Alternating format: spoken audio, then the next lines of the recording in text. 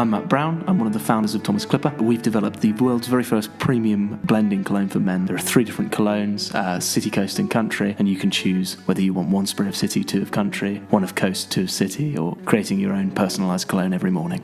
As a premium cologne, of course, we started the production in Grasse, the home of fragrance. We started with the raw materials, and that means the leaves, the petals, the stems, and the fruits, and even the bark of some trees, which get processed and turned into essential oils. That is, oils that are volatile compounds that, when they're exposed to air, turn into fragrance. The reason it happens in Grasse is because of the history of Grasse with fragrance. They were the very first people to develop modern fragrance in things that looked a little bit like stills, places where you'd make gin. Of course, now it's much more modern, the way that things are done, and much more scientific, which is great. It also means no cruelty to animals. Animals aren't used in the production of our cologne or in the testing.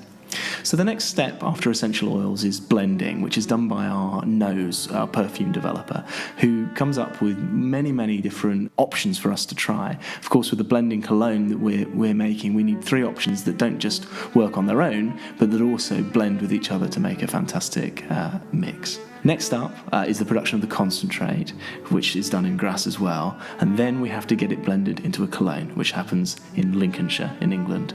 The blending of the cologne involves mixing the concentrate with alcohol, the different ratios of alcohol to concentrate. We use organic alcohol, determine whether it's an eau de parfum or an eau de toilette. Ours is an eau de toilette. Each bottle is manually filled.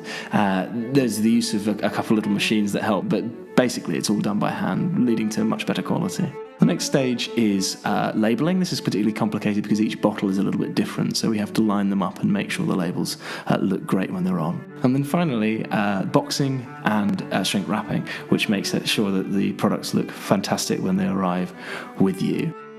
From raw materials to the concentrate to the final finished product,